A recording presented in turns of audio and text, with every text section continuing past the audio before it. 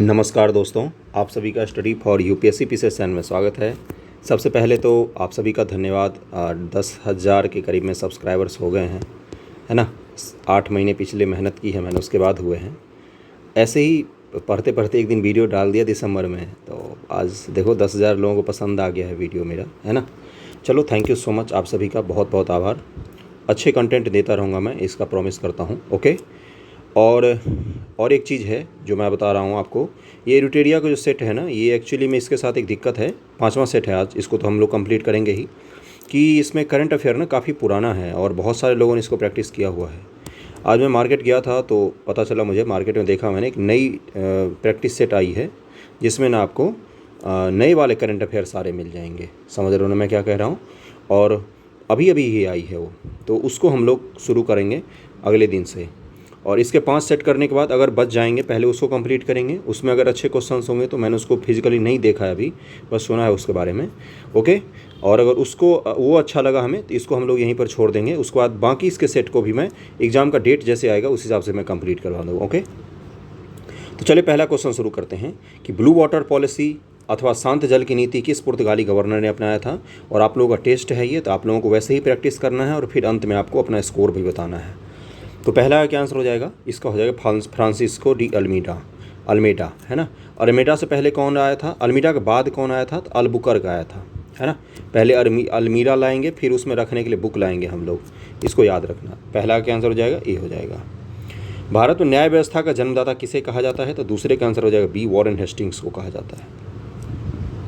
इसी ने सबसे पहले न्याय प्रणाली की स्थापना करने की कोशिश की थी भारत में। और 1773 के एक्ट द्वारा भारत में जो रॉलेट एक्ट था 1773 का, उसके द्वारा क्या किया गया था भारत में, रेगुलेटिंग एक्ट था 1773। ओके। उसके द्वारा भारत में कलकत्ता में सुप्रीम कोर्ट की स्थापना हुई थी। अगला है कि एशियाटिक सोसाइटी ऑफ बंगाल की स्थापना का मूल उद्देश्य क्या था, तो प्राचीन भारतीय पुस्तकों का आंग्ल भाषा में अनुवाद करना। तीसरे का आंसर हो जाएगा सी। और यहाँ पर मैं एक चीज़ और बता दूँ, प्राचीन भारतीय पुस्तक इन्होंने ऑप्शन में गलत लिखा है। प्राचीन, देखो इसका नाम क्या है, एशियाटिक, एशिया के सभी पुस्तकों का। उसमें ये जरूर है कि एशिया के सभी पुस्तकों में भारतीय पुस्तकों की संख्या ज़्यादा थी, लेकिन कुछ चीनी पुस्तकों का भी अनुवाद किया गया था, या और अलग अलग जो एशिया के देश हैं उनके पुस्तकों का भी अंग्रेजी में अनुवाद किया गया था, एशियाटिक सोसाइटी ऑफ बंगाल के तहत ही। कौन सा एकमात्र गवर्नर जनरल था जिस पर महाभियोग लगाया गया था, चौथे का क्या आंसर हो जाएगा, वॉरेन हेस्टिंग्स पर लगाया गया था। अगला है कि 5 किस अधिनियम के तहत विधायी कार्यों को प्रशासनिक कार्यों से पृथक करने की व्यवस्था की गई थी। मतलब विधायिका अलग होगी और एग्जीक्यूटिव बॉडी अलग होगी, यानी प्रशासन अलग चलेगा, विधायिका अलग चलेगा, जैसे अभी चलता है। तो 5 का क्या आंसर हो जाएगा, इसका हो जाएगा डी, 1853 का चार्टर एक्ट। छठा, किस आंदोलन के शुरू होने से एक सप्ताह पूर्व जवाहरलाल नेहरू ने घोषणा किया था कि संघर्ष निरंतर संघर्ष। मेरा यही उत्तर एमरो एवं क्रिप्स को है। तो छठा का क्या आंसर हो जाएगा, भारत छोड़ो आंदोलन के शुरू होने से एक सप्ताह पूर्व उन्होंने कहा था।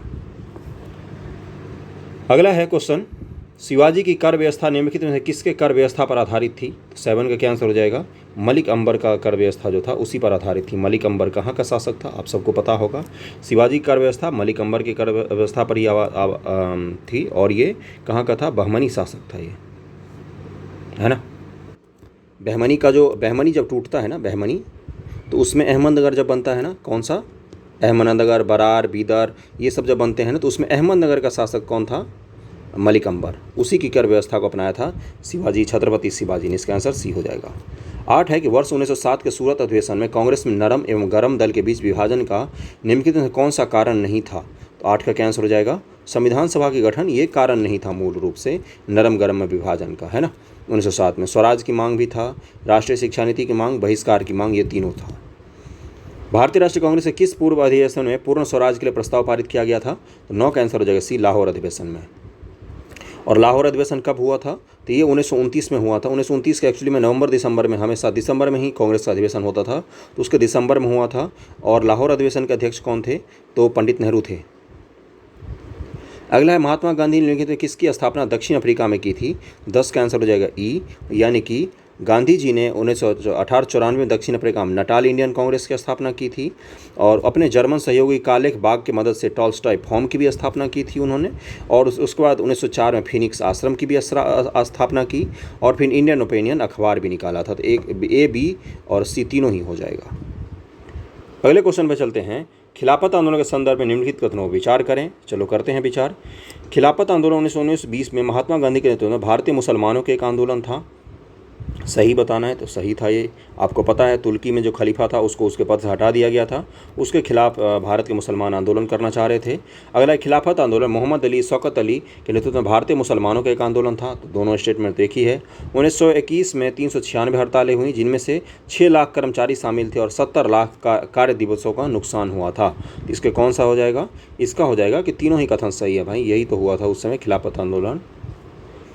ब्रिटिशों ने पंजाब को निम्नलिखित किस वर्ष में अपने राज्य मिलाया था?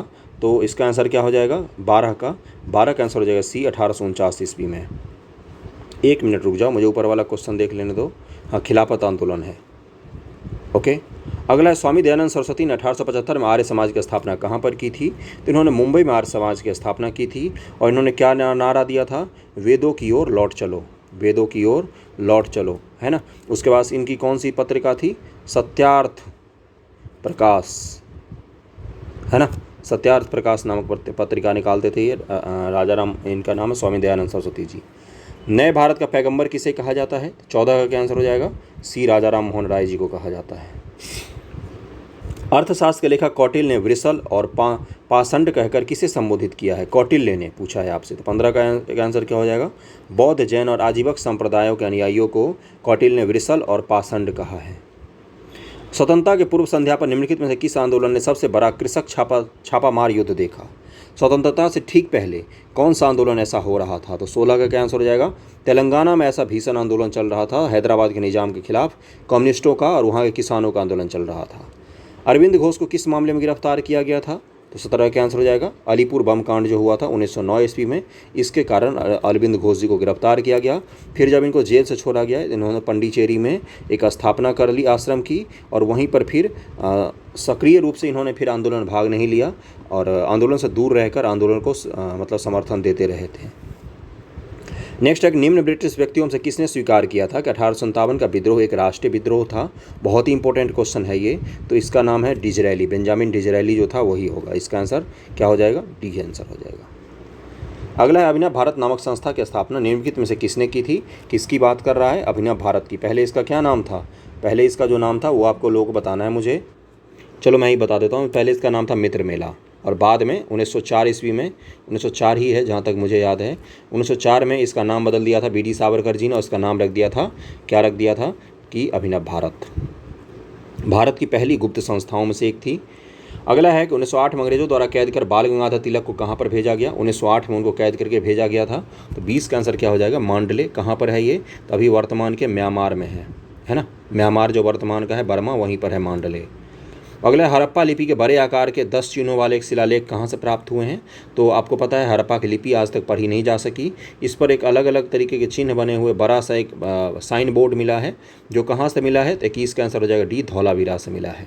ओके, धौलावीरा आपको पता होगा कहाँ पर है ये? कहाँ पर है ये धौलावीरा? गुजरात में है। 16 महाजनपदों की सूची किस सोच से मिलती है? तो देखो 2 जगह से मिलती है। 22 का आंसर क्या हो जाएगा? एक तो है इसमें अंगुत्तर निकाय, ये बौद्ध ग्रंथ है। कौन सा है ये बौद्ध ग्रंथ है अंगुत्तर निकाय। और भगवती सूत्र है, ये क्या है? ये एक जैन ग्रंथ है। इन दोनों से मिलती है 16 महाजनपदों की सूची, इसलिए इसका आंसर ई हो जाएगा। हुनों का संघर्ष किस शासक से हुआ? तो 23 का क्या आंसर हो जाएगा? डी हो जाएगा, स्कंदगुप्त से हुआ था। स्कंदगुप्त ने हुनों को हराया भी था। कुशल स्थानीय स्वशासन के लिए प्रसिद्ध राजवंश कौन सा है? तो चोलों का स्थानीय स्वशासन जो है ना बहुत ही बेहतरीन है और उन्होंने एक स्थानीय स्वशासन जिस तरह के स्थापित की थे वो इस तरह का आज भी हमने स्थापित नहीं किया है। ओके, और चोल वंश का संस्थापक कौन था? विजयालय था। इनकी राजधानी तंजौर थी, है ना। अगले क्वेश्चन पे चलते हैं। आप लोग अटेम्प्ट कर रहे होंगे रोक रोक के। द्वितीय संगम का आयोजन कहाँ पर किया गया था? 25 का आंसर क्या हो जाएगा? कपाटपुरम में किया गया। तो इसके अध्यक्ष कौन थे? तो इसके अध्यक्ष थे अगस्त ऋषि। अगस्त ऋषि थे इसके अध्यक्ष। कपाटपुरम में किया गया था। 25 का आंसर डी हो जाएगा। प्रथम कहाँ पर किया गया था? तो मदुरई में किया गया था। 3 संगम हुए हैं ना, पहला मदुरई में, दूसरा कपाटपुरम में, फिर तीसरा मदुरई में ही हुआ था। अगला है हुमायूं, मुगल शासक और संबंधित मकबरा। हुमायूं का मकबरा दिल्ली में है, बहुत ही बेहतरीन, देखने जाना कभी। शेरशाह का सासाराम में है। अकबर का सिकंदरा में है, बहुत ही जर्जर स्थिति में है, आगरा में सिकंदरा। और जहांगीर का है लाहौर में, है ना। तो ये इसके मैच हो गए। अब आप इसको मैच कर लेना इसमें 26 का। हुमायूं का कहाँ पर है? दिल्ली में, बहुत ही बेहतरीन। शेरशाह का सासाराम में, मैंने इसको नहीं देखा है, आपने देखा होगा हो सकता है।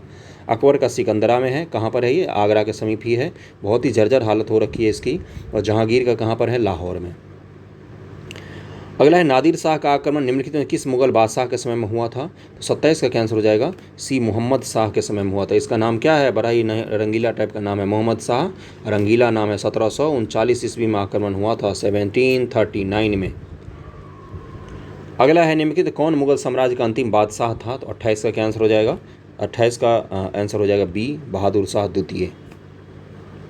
ओके। और 1862 में इनकी मृत्यु हो गई। पता ही आपको 1857 के संग्राम के बाद इनको कहाँ पर भेज दिया गया था? इनको रंगून भेज दिया गया था निर्वासित करके, वहीं पर इनकी मृत्यु हुई। प्रधानमंत्री जी म्यांमार गए थे तो इनके दरगाह पर भी गए थे, मतलब जो भी है इनका। अगला किस मध्यकालीन शासक ने रुपया का प्रचलन कराया था? रुपया, तो शेरशाह सूरी ने करवाया था। निम्नलिखित में किस यात्री ने मुगलकालीन शहरों को शिविर नगर की संज्ञा दी है? किस यात्री ने ऐसा बोला था? तो 30 का आंसर क्या हो जाएगा? बर्नियर ने बोला था। बर्नियर ने मुगलकालीन शहरों को शिविर की संज्ञा दी, जिसने उसके आशय उन नगरों से था जो अपने अस्तित्व में बने रहने के लिए राज्य के शिविर पर निर्भर थे, बर्नियर ने कहा है। निम्नलिखित कौन बिरसा मुंडा का आदर्श में शामिल नहीं था? तो 31 का कैंसर हो जाएगा, अहिंसा। उनके आदर्श में शामिल नहीं था, वो खूब हिंसक तरीके से विद्रोह हुआ था। बोलते थे कि भीखुओं को मारो। भीखू क्या होता है? भीखू मतलब बाहरी आदमी, बाहरी कोई भी, अंग्रेज हो, व्यापारी हो, हिंदुस्तानी हो, कोई भी हो। लोटा विद्रोह किस आंदोलन का तुरंत बाद की घटना है? 32 का कैंसर हो जाएगा, 1857 के विद्रोह के बाद की घटना है। और ये मुजफ्फरपुर के जेल में हुआ था। पीतल के लोटे की जगह मिट्टी के लोटे दिए जाने पर लोगों ने विरोध कर दिया था। पीतल के लोटे की जगह मिट्टी का लोटा जब दिया गया ना मुजफ्फरपुर जेल में, तो लोगों ने लोटा विद्रोह कर दिया। ऐसा अद्भुत विद्रोह बिहार में ही होता है। दिल्ली के बादशाह को लाल किला खाली करने और कुतुब पर जाकर रहने पर आज्ञा देने वाले भारत के गवर्नर जनरल और संबंधित बादशाह के जोड़े का चयन किए। किसने बोला कि लाल किला खाली कर दो? तो 33 का आंसर क्या हो जाएगा? डलहौजी ने बोला था फर्रुखसियर को। ये यहाँ पर दिया हुआ है। सॉरी, फर्रुखसियर कैसे हो जाएगा? फर्रुखसियर तो बहुत पहले था ना, ये गलती हो जाएगा। लॉर्ड डलहौजी था और बहादुर शाह द्वितीय था, है ना। उसने 1837 में बहादुर शाह द्वितीय दिल्ली का बादशाह बना। मैं पूरा पढ़ देता हूँ। और 1856 में लॉर्ड डलहौजी ने बहादुर शाह को आज्ञा दी कि वह लाल किला खाली कर दे और कुतुब पर जाके रहे। 1856 में इसने बोला था। आपको पता है 1856 के बाद ये गया है और 1857 में विद्रोह हो गया है पूरा। क्रांतिकारी आंदोलन के तहत मुजफ्फरपुर बम कांड कब हुआ था? तो 34 का आंसर सबको पता होगा, किसी का भी गलत हो तो सोच लेना फिर। 34 का आंसर सी हो जाएगा। खुदीराम बोस प्रफुल्ल चाकी का नाम आता है। किंग्सफोर्ड की हत्या करने गए थे और गलती से वकील कैनेडी की पत्नी और उनकी बेटी मर गई थी। फिर पता ही आपको, प्रफुल्ल चाकी ने आत्महत्या कर लिया था और खुदीराम बोस जी को सबसे कम आयु के क्रांतिकारी होने का सौभाग्य प्राप्त हुआ और उनको फांसी की दे दी गई थी। बहुत ही कम आयु के थे। एकमात्र बौद्ध संगति जिसका आयोजन बिहार में नहीं किया गया, तो चौथा है वो कहाँ पर किया गया? मैं बताऊं क्या? 5वीं बार या 10वीं बार बता रहा हूँगा। कुंडल वन। अब कुंडल वन कहाँ है? मैं आधा नहीं बताऊंगा आज। कुंडल वन किसके शासन काल में हुआ था ये भी आपको पता है, कहाँ पर हुआ था ये भी पता है, मैंने बस कुंडल वन बताया। ओके। आर.एन. मल्होत्रा कमेटी संबंधित है किससे? 36 का क्या आंसर हो जाएगा? सी, बीमा क्षेत्र से। वित्त वर्ष 2021 में भारत का राजकोषीय घाटा जीडीपी का कितना दर्ज किया गया? 2021 की पूछ रहा है, इकोनॉमिक सर्वे से क्वेश्चन है, तो 9.3%। और ये इस बार बीपीएससी का क्वेश्चन था 67वीं का। एक बार देखना जरा यही था या कोई और था। अगला है 15वें वित्त आयोग के कुल वितरणीय संसाधन कोष में बिहार की हिस्सेदारी वर्ष 2021 के लिए तय की गई थी कितनी? 38 का आंसर हो जाएगा डी, 10.6%। इस तरह के क्वेश्चन अगर आपके गलत होते हैं तो कोई बात नहीं, ये थोड़ा सा क्वेश्चन पुराना हो गया, इसीलिए मैं अगले से नया टेस्ट लाने की सोच रहा हूँ। बिहार में बाल बजट की शुरुआत कब से की गई है? तो 39 का आंसर क्या हो जाएगा? 2013-14 से। और मैंने जो इकोनॉमिक सर्वे या बजट से क्वेश्चन करवाए हैं नए वाले, उस 45 क्वेश्चन में ये क्वेश्चन भी शामिल है। और इस तरह के क्वेश्चंस आपके एग्जाम में पूछे जा सकते हैं। इस 45 में से जब भी 67वीं बीपीएससी देने जाओगे 3 क्वेश्चन नहीं आए तो मुझे बता देना मैसेज करके। वर्ष 21-22 तक बिहार में बिजली की मांग अनुपातित है कितनी? तो 40 का आंसर हो जाएगा सी, 6900 मेगावाट। ग्रीन बॉन्ड को उभरते हुए बाजार श्रेणी में भारत का स्थान कौन सा है? 41 का आंसर हो जाएगा द्वितीय। ग्रीन बॉन्ड क्या होता है? कोई एग्जिस्टिंग प्रोजेक्ट है, उसमें अगर आपने पैसा लगाया है तो कोई नया प्रोजेक्ट है, न्यू प्रोजेक्ट है कोई, उसमें अगर आपने पैसा लगाया है तो वो होता है ग्रीन। यहाँ पर मैंने दो चीज़ों को मिक्सअप किया। ग्रीन बॉन्ड क्या होता है ना, एनवायरमेंट और जो पर्यावरण संबंधी प्रोजेक्ट हैं उनमें जब पैसा लगाया जाता है तो उसको ग्रीन बॉन्ड कहते हैं। मैंने ग्रीन प्रोजेक्ट बोल दिया था। देखो ग्रीन प्रोजेक्ट क्या होता है, ग्रीन प्रोजेक्ट कोई नया प्रोजेक्ट स्थापित हो रहा है, जब उसमें निवेश किया जाता है तो उसको ग्रीन प्रोजेक्ट कहा जाता है ना। अब ब्राउन फील्ड प्रोजेक्ट क्या होता है, कोई प्रोजेक्ट मान लो कोई पुल पहले से ही बन रहा था, उसी में 100 करोड़ रुपया किसी ने लगाया तो ब्राउन फील्ड इन्वेस्टमेंट होगा, है ना। और ग्रीन फील्ड इन्वेस्टमेंट क्या होता है, नए प्रोजेक्ट में पैसा लगाना। लेकिन यहाँ पर क्या पूछा था, ग्रीन बॉन्ड पूछा था एक्चुअली में। तो ग्रीन बॉन्ड का मतलब किससे होता है, सीधा सीधा पर्यावरण से संबंधित होता है। जब पर्यावरण संबंधित प्रोजेक्ट में आप पैसा लगाते हो, इन्वेस्टमेंट करते हो या निवेश करते हो बॉन्ड के माध्यम से, तो ग्रीन बॉन्ड कहलाता है। ओके, दो चीज़ों को मैंने थोड़ा सा मिक्सअप हो जाता है जब आप इतने सारे क्वेश्चंस करते हो, तो इसको ध्यान रखना। इसमें हमारा कौन सा स्थान है, दूसरा। ग्रीन प्रोजेक्ट और ग्रीन बॉन्ड दोनों अलग अलग होता है। निम्नलिखित में से व्यष्टि अर्थशास्त्र के अंतर्गत किसका अध्ययन नहीं किया जाता है। व्यष्टि अर्थशास्त्र की बात कर रहा है, तो 42 का क्या आंसर हो जाएगा, व्यक्तिगत इकाई का व्यष्टि में नहीं किया जाता है। ओके, समष्टि और व्यष्टि पढ़ा होगा ना, दो तरीके का इकोनॉमिक्स में, बेसिक है ये तो आपको पता होना चाहिए। अगले पर चलते हैं। जब कुल उपयोगिता अधिकतम होगा तो सीमांत उपयोगिता कितना होगा। 43 का आंसर क्या हो जाएगा, सी, 0 हो जाएगा। 44 है, किस बाजार में सिर्फ एक क्रेता होता है, सिर्फ एक ही क्रेता। तो 44 का आंसर क्या हो जाएगा, मोनोप्सी जब होते हैं तो उसमें एक ही केवल और केवल क्रेता होता है। मोनोप्सी बाजार में सिर्फ एक क्रेता होता है। मोनोपोली में सिर्फ एक विक्रेता होता है। डुओपोली में 2 विक्रेता होते हैं। वहीं ओलिगोपोली में कुछ विक्रेता होते हैं, परंतु कीमत का निर्धारण आपसी सहमति से करते हैं। ये अलग अलग टर्मिनोलॉजी हैं इकोनॉमिक्स के। कौन सा रिट किसी अवैध व्यक्ति से सरकारी पद को बचाने के लिए जारी किया जाता है। तो 45 का आंसर हो जाएगा डी, अधिकार परीक्षा जो है रिट, वो किसी सरकारी पद को अवैध व्यक्ति से, जो उस पद पर बैठने के लायक नहीं है फिर भी उस पद पर बैठ गया, उससे बचाने के लिए जारी किया जाता है। यदि राज्यसभा यह प्रस्ताव पारित कर दे कि राष्ट्रहित में यह आवश्यक है कि संसद को राज्यसूची के मामले पर कानून बनाना चाहिए, तब संसद इस विषय पर कानून बनाने के लिए सक्षम होगी। यह प्रस्ताव अधिकतम कितने दिन तक प्रभावी रहता है, तो 1 वर्ष के लिए। पहली बात तो आर्टिकल 249 के तहत केवल राज्य सूची पर विषय कानून बनाने का अधिकार किसको है, तो राज्यसभा को है। और राज्यसभा जब इसको पारित कर देगी तो 1 साल तक संसद उस पर कानून बना सकती है। उसके बाद अगर बनाना होगा तो वो फिर से क्या हो जाएगा, फिर से राज्यसभा को पारित करना पड़ेगा। समवर्ती सूची के अंतर्गत निम्नलिखित में कौन सा विषय शामिल है। तो 47 का आंसर क्या हो जाएगा, डी हो जाएगा। 1, 2, 3 तीनों ही शामिल हैं। शिक्षा, वन, परिवार नियोजन, जन स्वास्थ्य तो अलग है ना। जन स्वास्थ्य आप लोगों को पता होगा कि राज्य सूची का विषय है। और कैग अपनी लेखा परीक्षा रिपोर्ट निम्न से किसको सौंपता है। तो 48 का आंसर सबको पता होगा, राष्ट्रपति को। राष्ट्रपति इसको कहाँ रखते हैं, तो संसद की पटल पर रखते हैं। और संसद के में फिर क्या होता है, लोक लेखा समिति जो PSC होता है, पब्लिक अकाउंट कमेटी, उसके पास जाता है और वो फिर जांच करता है कैग के साथ मिलकर। ओके, निम्नलिखित में कौन सा युग्म सुमेलित नहीं है। संचित निधि आर्टिकल 266, लोक लेखा निधि अनुच्छेद 2।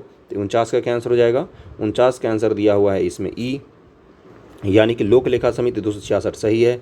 और अनुच्छेद 2 संचित निधि सही है 266। लोक लेखा निधि अनुच्छेद 2 दिया हुआ है। अनुच्छेद 267 आकस्मिक निधि दिया हुआ है। वार्षिक वित्तीय विवरण 112 दिया हुआ है। इस बुक में इसका आंसर गलत दिया हुआ है। इसका आंसर क्या हो जाएगा, लोक लेखा निधि अनुच्छेद 2, ये गलत है। ओके, बाकी तो ये तीनों ही सही सुमेलित हैं। आगे बढ़ते हैं कि राज्यपाल के संदर्भ में निम्न से कौन सा सही है। वह विधानमंडल का अंग होता है, राष्ट्रपति का प्रसाद पर्यंत पद धारण करता है, वह मृत्यु दंड को क्षमा नहीं कर सकता है। तो 50 का क्या आंसर हो जाएगा, डी। 1, 2, 3 तीनों ही सही हैं।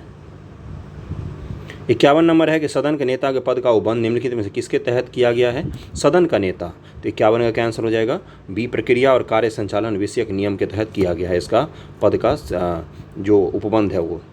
लोकसभा का अध्यक्ष को शक्ति प्राप्त होती है कहाँ से, तो 52 का आंसर हो जाएगा ई, यानी कि लोकसभा के प्रक्रियाओं से प्राप्त होती है, संसदीय परंपराओं से प्राप्त होती है और संविधान से प्राप्त होती है। ABC तीनों ही हो जाएगा। अगला संविधान है पंचायतों के विघटन के प्रावधान से संबंधित सत्य कथन की पहचान कीजिए। तो 53 का क्या आंसर हो जाएगा, इसका आंसर हो जाएगा सत्य कथन की पहचान करना है कि विघटन का उल्लेख नहीं किया गया है। बाकी और ऑप्शंस को आप पढ़ सकते हैं, तो यही सत्य है इसमें। ओके, अगला है अनुच्छेद 1, राज्यों के परिसंघ के बजाय राज्यों का संघ वर्णित करता है, क्योंकि 54 का क्या आंसर हो जाएगा? इसका आंसर हो जाएगा कि भारतीय संघ जो है वो राज्यों के मध्य समझौते का परिणाम नहीं है। पहले हमारा केंद्र बना और केंद्र ने अलग अलग हिस्से को मिलाकर राज्य बनाया और उनको देश पूरा बनाया है। जबकि अमेरिका में क्या हुआ, बहुत सारे छोटे छोटे राज्य हैं जिन सब ने मिलकर क्या सोचा कि क्यों न एक केंद्र का निर्माण किया जाए, और इन सब ने मिलकर केंद्र का निर्माण किया था। जबकि भारत में क्या हुआ, पहले केंद्र बना और फिर राज्यों को बनाया हमने, है ना। और अमेरिका में इसका ठीक उल्टा हुआ, इसलिए अमेरिका में क्या है, राज्यों को शक्ति ज़्यादा है, भारत में क्या है, राज्यों को शक्ति कम है। भारतीय संविधान की 9वीं अनुसूची के संबंध में सत्य कथन का चयन कीजिए। कर लेंगे भाई सत्य कथन का, यह मूल संविधान का भाग है। 9वीं अनुसूची पहले संशोधन में डाला गया था, आपको पता होगा। और फिर क्या है, इसमें जमींदारी प्रथा की समाप्ति की गई है। तो 55 का क्या आंसर हो जाएगा?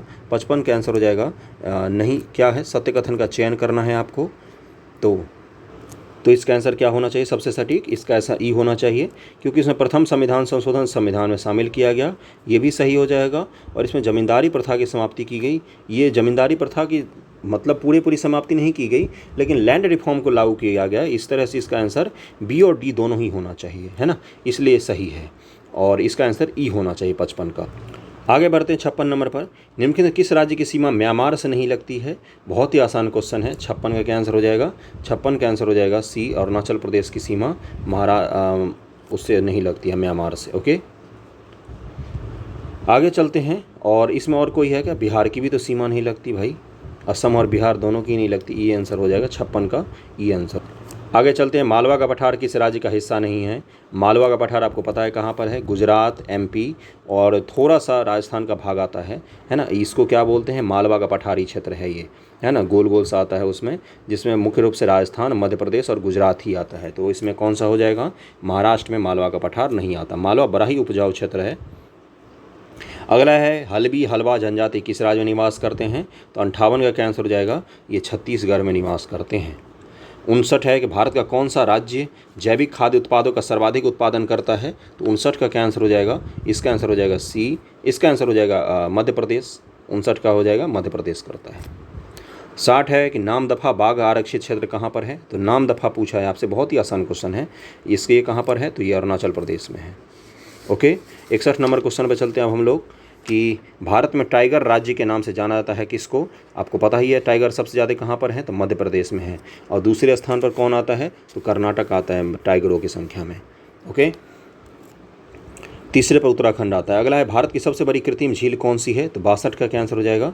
62 का आंसर हो जाएगा इसमें कि ए, ढेबर झील। कहाँ पर है ये? ढेबर राजस्थान के उदयपुर में स्थित खारे जल की झील है, जो नमक उत्पादन हेतु प्रसिद्ध है। यह भारत की सबसे बड़ी झील है। 17वीं शताब्दी उदयपुर के राजा राणा जय सिंह ने इसको बनवाया था, उदयपुर। सुंडा गर्त किस महासागर में स्थित है? 63 का क्या आंसर हो जाएगा? ये हिंद महासागर में है।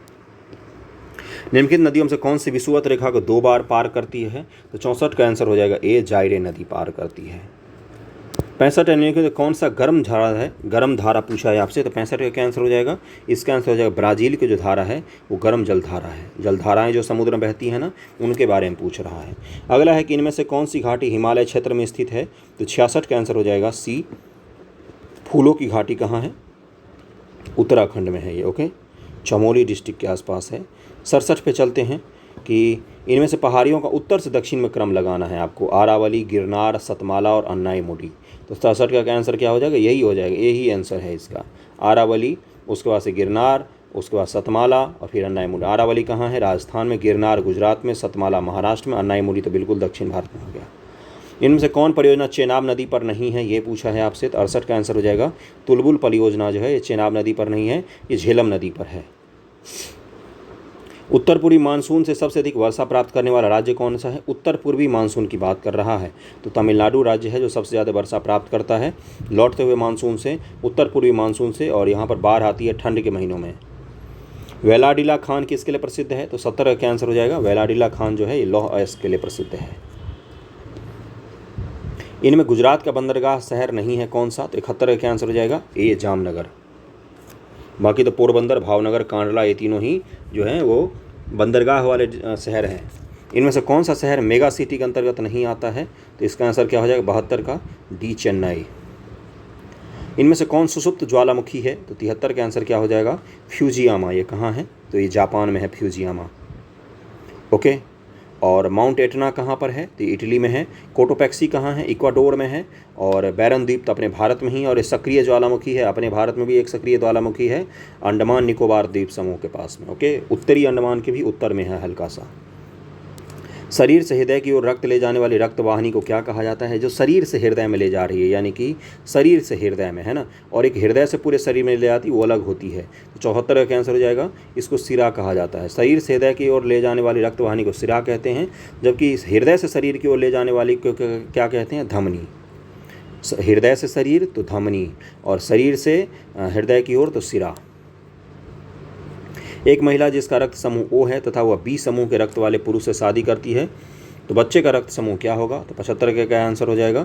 इसका आंसर दिया हुआ है E। यदि जनक में से पिता का रक्त वर्ग B है तथा माता का रक्त वर्ग O है, तो उनका पुत्र O और B दोनों ही हो सकता है, कोई सा भी।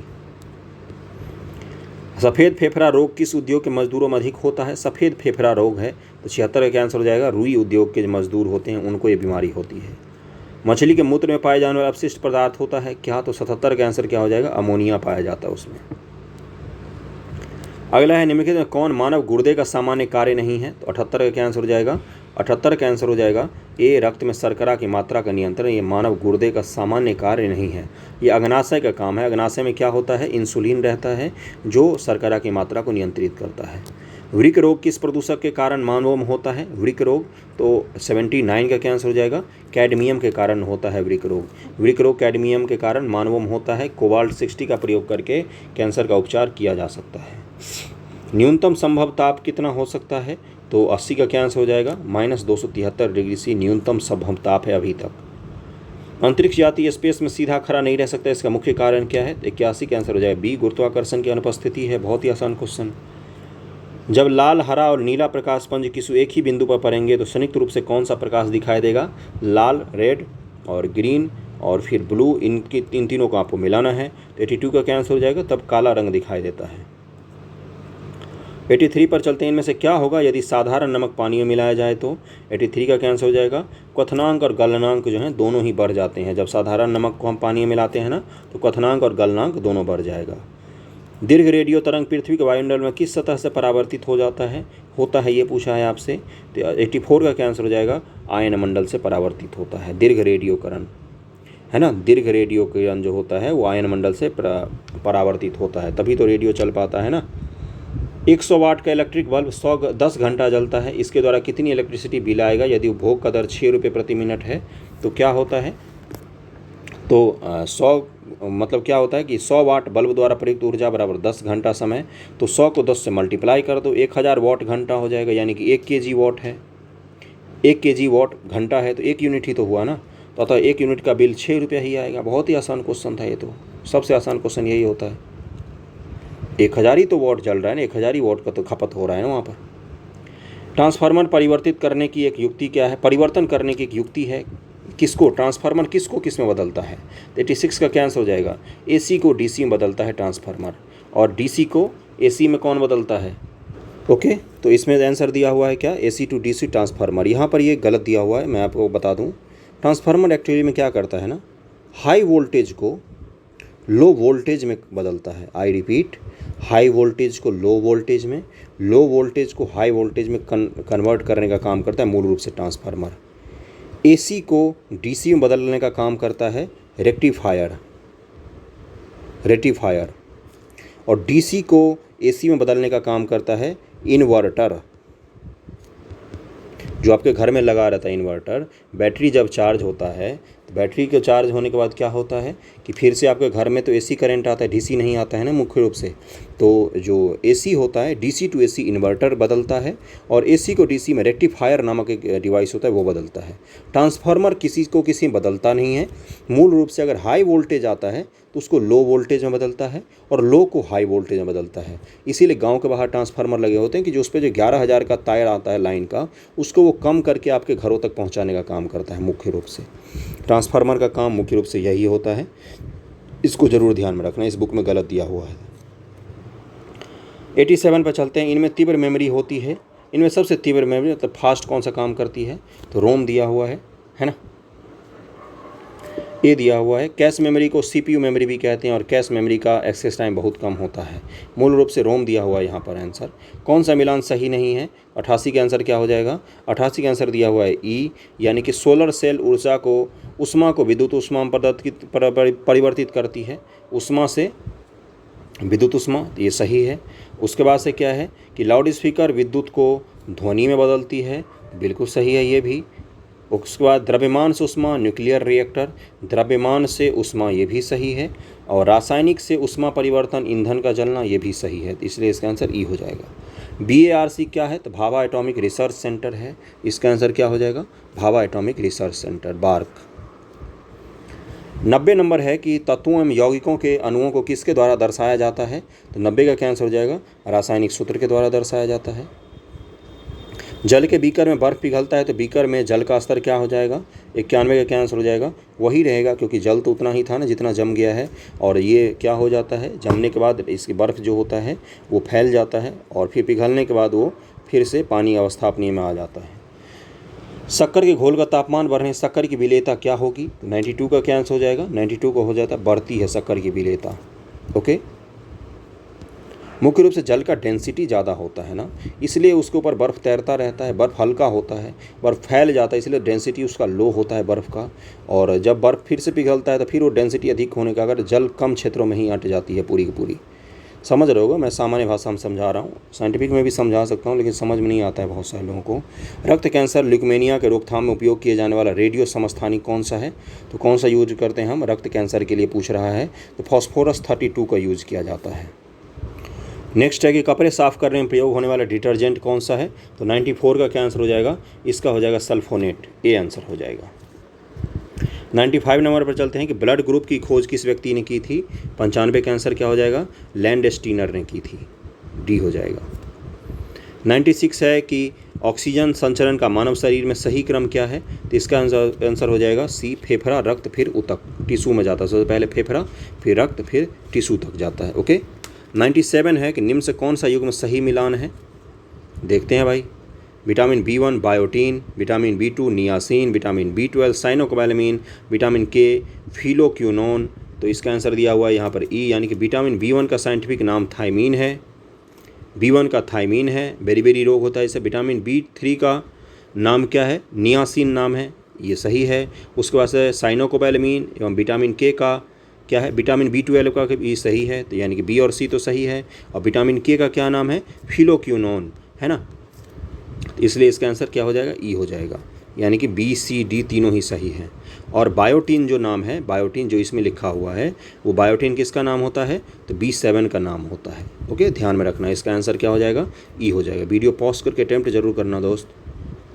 BMD एक टेस्ट है किस चीज़ के लिए, तो 98 का क्या आंसर हो जाएगा, बी, बोन मिनरल डेंसिटी के लिए जो टेस्ट होता है ना, उसी को क्या कहा जाता है, BMD कहा जाता है ना। रक्त में जो कैल्शियम की उपस्थिति है ना, उसी के जांचने के लिए किया जाता है। जीवाणु जनित रोग कौन सा नहीं है, ये पूछा है आपसे, तो 99 का क्या आंसर हो जाएगा, इन्फ्लुएंजा जो है ये जीवाणु जनित रोग नहीं है, इन्फ्लुएंजा एक वायरस जनित रोग है। मॉडर्न जेनेटिक्स के पिता कौन है, तो 100 का क्या आंसर हो जाएगा, इसका हो जाएगा बी, यानी कि W बेटसन दिया हुआ है। 101 है कि चिप्स की थैली में कौन सी गैस भरी होती है, तो 101 का क्या आंसर हो जाएगा, नाइट्रोजन गैस भरी होती है, निष्क्रिय होती है ना, खराब होने से उसको बचाती है। मोटर वाहन की बैटरी में कौन सा अम्ल का उपयोग किया जाता है, तो 102 का आंसर हो जाएगा, सल्फ्यूरिक एसिड का प्रयोग किया जाता है। सिरके विनेगर का मुख्य अंग कौन सा होता है, तो 130 का आंसर हो जाएगा, एसिटिक एसिड ही तो होता है, बहुत ही आसान क्वेश्चन। अम्लीय वर्षा में कौन सा अम्ल होता है, तो यहाँ पर कौन सा दिया हुआ है, जैविक, नाइट्रिक, अकार्बनिक, कार्बनिक, तो 104 का क्या आंसर हो जाएगा, नाइट्रिक अम्ल। अम्लीय वर्षा में नाइट्रिक अम्ल होता है। वर्षा का जल जब वायुमंडल उपस्थित गैसों के साथ होने वाली रासायनिक क्रिया के कारण अम्लीय होकर बरसता है, तो ऐसी वर्षा एसिडिक रेन होती है। अम्ल वर्षा की समस्या तब प्रकाश में आई जब 1972 में लंदन के मैनचेस्टर वगैरह सब का दिया हुआ है। और यहाँ पर आंसर दिया है नाइट्रिक एसिड, और इसमें सल्फ्यूरिक एसिड का भी होता है अम्लीय वर्षा में, सल्फर के कारण मुख्य रूप से होता है। मुझे इसके आंसर पर संपूर्ण रूप से डाउट है। ओके, तो मुख्य रूप से जो होता है ना इसमें वो सल्फ्यूरिक होता है, और वो नाइट्रिक भी हो सकता है। SOX और NOx दोनों ही होता है। NOx की मात्रा ज़रूर कम होती है लेकिन होता ज़रूर है, इसलिए इसका आंसर डी मानना। ओके, अगर दोनों रहे ऑप्शन में तो ई मार के आना। सजेशन सुन लो मेरा, अगर दोनों रहे सल्फ़र और नाइट्रोजन दोनों तो ई मारना, नाइट्रिक रहे, और अगर सिर्फ सल्फ़र रहे तो उसको तो मारोगे ही। मुख्य रूप से सल्फ़र ही होता है और नाइट्रिक भी होता है। कंप्लीट हो गया है, समझ में आ गया होगा मैं क्या कहना चाह रहा हूँ। 104 का आंसर डी हो जाएगा। एनीमिया मुक्त भारत सूचकांक 2021 में किस राज्य ने शीर्ष स्थान हासिल किया? तो 105 का क्या आंसर हो जाएगा? 105 का हो जाएगा ए, मध्य प्रदेश ने। 106 कौन भारत का पहला इलेक्ट्रिक वाहन शहर बन गया है? तो 106 का क्या आंसर हो जाएगा? केवड़िया, गुजरात। 223 है कि ICC का आधिकारिक भागीदार कौन बना है ICC का? तो 107 का क्या आंसर हो जाएगा? भारत पे। भारत का पहला इलेक्ट्रिक वाहन लिथियम बैटरी प्लांट किस राज्य में स्थापित किया जा रहा है? तो ये कर्नाटक में स्थापित किया जा रहा है। लिटिल गुरु ऐप किस भाषा का दुनिया का पहला गेमिफिड लर्निंग ऐप है? तो 109 का क्या आंसर हो जाएगा? ये संस्कृत भाषा का है पहला। भारत में अपनी तरह का पहली ऑनलाइन विवाद समाधान पुस्तिका किसने लॉन्च की है? तो 110 का क्या आंसर हो जाएगा? सी, नीति आयोग ने। 111 भारत के रजिस्ट्रार जनरल कार्यालय द्वारा वार्षिक CRC पर आधारित भारत की महत्वपूर्ण सांख्यिकी रिपोर्ट के अनुसार कितने संघराज्य क्षेत्रों में जन पंजीकरण 100% हो गया है? तो 111 का आंसर हो जाएगा बी, 14 राज्य और संघ शासित क्षेत्र में जितने बच्चे जन्म लेते हैं उनका पंजीकरण हो जाता है 100%। अगला है कि फॉरेस्ट स्टाफ को कोविड-19 से मुकाबला हेतु बीमा कवर देने के लिए निम्नलिखित में कौन सा टाइगर रिजर्व चर्चा में रहा? तो 112 का क्या आंसर हो जाएगा? पक्के टाइगर रिजर्व। और ये कहाँ पर है? तो ये अरुणाचल प्रदेश में स्थित है पक्की। 113 है कि संघाई सहयोग संगठन की 21वीं बैठक किस देश में संपन्न हुई? तो 113 का आंसर हो जाएगा डी, तजाकिस्तान में संपन्न हुई है। ओके, अगला है कि त्रिपुरा और किस राज्य ने नल के पानी का कनेक्शन प्रदान करने के लिए वार्षिक कार्य योजना की प्रस्तुति की है? तो इसका आंसर हो जाएगा 20, सिक्किम ने। किस देश ने नूरा अल मतरौसी को अपनी पहली महिला अंतरिक्ष यात्री के रूप में नामित किया है? तो 115 का आंसर हो जाएगा सी, UAE की तरफ से पहली यात्री हैं जो अंतरिक्ष जाएंगी। सतीश कौल का निधन हो गया, वो किस पे से जुड़े हुए थे? तो 116 का आंसर हो जाएगा बी, अभिनेता थे वो। अगला है भारत के विशेष आर्थिक क्षेत्र में किस देश ने बिना अनुमति नेविगेशन ऑपरेशन कर नौवहन सुरक्षा नीति का उल्लंघन किया है? तो 117 का आंसर हो जाएगा USA आ गया था हमारे विशेष आर्थिक क्षेत्र में अपना जहाज लेकर। अगला है कि भारत ने किस देश के साथ एयर बबल एग्रीमेंट पर हस्ताक्षर किया है? तो 118 का आंसर हो जाएगा डी, श्रीलंका के साथ। अगला है 119 पर्यावरण स्थिति रिपोर्ट 2021 में भारत की रैंक क्या है? तो 119 का क्या आंसर हो जाएगा? सी, 117वां। 120 है प्राकृतिक गैस नियामक बोर्ड के अध्यक्ष के रूप में किसे नियुक्त किया गया है? प्राकृतिक गैस नियामक बोर्ड ONGC का पूछ रहा है आपसे। तो 120 का क्या आंसर हो जाएगा? इसमें दिया हुआ है संजय नादान सहाय बोर्ड के अध्यक्ष के रूप में प्राकृतिक गैस नियामक बोर्ड जो है उसके अध्यक्ष। वैसे अलका मित्तल जो है ना वो इसकी पहली महिला अध्यक्ष बनी है, अलका मित्तल। वर्ष 2021 का रसायन विज्ञान के क्षेत्र नोबेल पुरस्कार के लिए चुने गए वैज्ञानिक के जोड़े का चयन कीजिए। तो 121 का क्या आंसर हो जाएगा? डी, यानी कि 1 और 4 बेंजामिन लिस्ट और डेविड WC मैकमिलन है, इनको दिया गया है केमिस्ट्री के लिए, रसायन के लिए नोबेल दिया गया है। 122 ओलंपिक 2020 में महिला कलात्मक जिम्नास्ट आयोजन भारत एकमात्र प्रतिनिधि कौन रही? तो 122 का आंसर हो जाएगा बी, प्रणति नायक रही भारत की एकमात्र जिम्नास्ट। किस भारतीय को अंतर्राष्ट्रीय तैराकी महासंघ ब्यूरो के सदस्य के रूप में चुना गया है?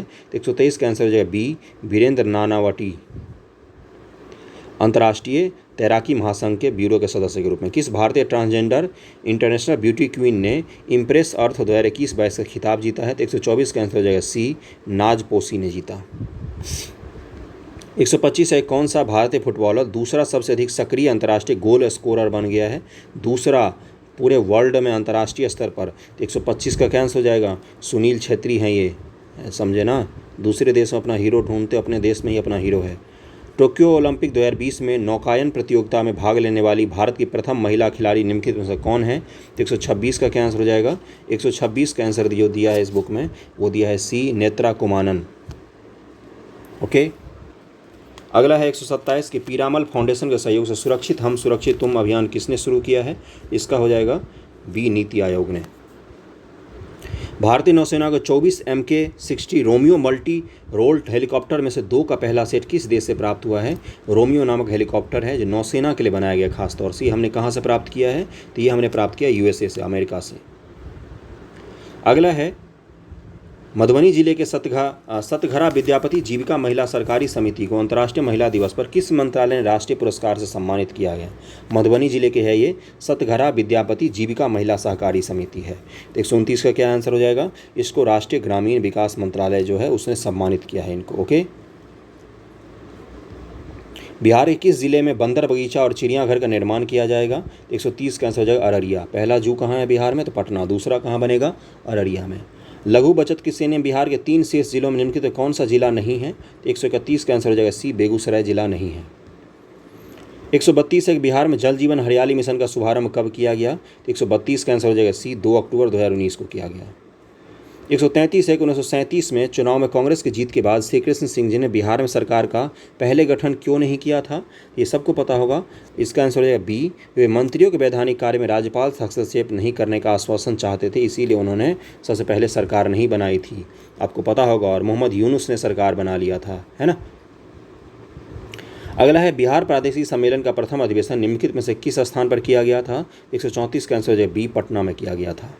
और एक चीज़ मैं बता दूं ऊपर वाले क्वेश्चन में कि ये जो यहाँ पर राज्यपाल से इनका चल रहा था ना, तो राज्यपाल का नाम क्या था इस समय? तो इनका नाम था MG हैलेट। MG हैलेट नाम था राज्यपाल का 1937 में, जिस समय इन्होंने सरकार नहीं बनाई थी। श्री कृष्ण सिंह जी ने राज्यपाल से आश्वासन नहीं मिल रहा था। फिर मोहम्मद यूनुस जी ने सरकार बना ली थी राज्यपाल के बुलावे पर। फिर मोहम्मद यूनुस जी ने इस्तीफा दिया, फिर श्री कृष्ण सिंह जी ने सरकार बनाई थी। अगला पर चलते हैं। तो ये तो बता ही दिया मैंने। 134 का आंसर बी है, पटना। अप्रैल 2021 में पद पर रहते हुए बिहार के किस मुख्य सचिव की मृत्यु हो गई थी? 135 का आंसर हो जाए दीपक कुमार सिंह जी की मृत्यु हो गई थी कोरोना से, आप सबको पता होगा। और ये बिहार के मुख्य सचिव थे। अगला क्वेश्चन है कि हाल ही पुरातत्व सर्वेक्षण विभाग ने बिहार के किस स्थान पर खुदाई की अनुमति प्रदान की है? तो 136 का आंसर हो जाएगा ई, यानी कि भारतीय पुरातत्व सर्वेक्षण विभाग ने तेल्हेरा और चिरांद में 1 वर्ष तक खुदाई की अनुमति प्राप्त की है। नालंदा के तेल्हेरा कहाँ पर है? तो नालंदा में है। और यहाँ पर क्या है? तो यहाँ पर आपको कुषाणकालीन बौद्ध विहार और सारण के चिरांद में क्या है? तो नवपाषाणकालीन सांस्कृतिक अवशेष मिलने के पूरे चांसेज हैं, इसीलिए वहाँ पर खुदाई कर रही है पुरातत्व विभाग। उजाला योजना की शुरुआत बिहार के भोजपुर जिले से हुई। योजना का शुभारंभ किसने किया? तो इसका आंसर हो जाएगा डी, आर.के. सिंह मंत्री जो हैं ऊर्जा मंत्री, उन्होंने ही किया था। अगले क्वेश्चन पहुंच गए। वीडियो पसंद आ रहा हो तो लाइक जरूर करना। बिहार के कितने जिलों में चाइल्ड फ्रेंडली कोर्ट खोले जाएंगे? इसका आंसर हो जाएगा ए, 11 जिलों में। कहाँ पर? तो भागलपुर, पूर्वी चंपारण, गया, कटिहार, मधुबनी, मुजफ्फरपुर, नालंदा, पटना, पूर्णिया, रोहतास, पश्चिमी चंपारण में खोला जाएगा। आपके जिले का नाम आया हो तो लिख के रख लेना। 139 है, हाल ही बिहार में सस्पेंशन ब्रिज का निर्माण कहाँ किया गया है? 139 का क्या आंसर हो जाएगा? बहुत ही आसान, राजगीर में किया गया है। ओके। और ये क्या है? यह ब्रिज वैभागगिरी की 2 पर्वत श्रृंखलाओं को आपस में जोड़ता है। राजगीर गए होंगे, उनको ज़्यादा अच्छा आइडिया होगा। और आज का आखिरी क्वेश्चन 140 नंबर, इनमें से किस जिले की सीमा झारखंड से स्पर्श नहीं करती है? तो इसको 40 का आंसर हो जाएगा बी, कैमूर की सीमा स्पर्श नहीं करती है। 140 क्वेश्चन हमने कर लिए। कितने आपके सही हुए ज़रूर बताना मुझे। Okay, thank you so much.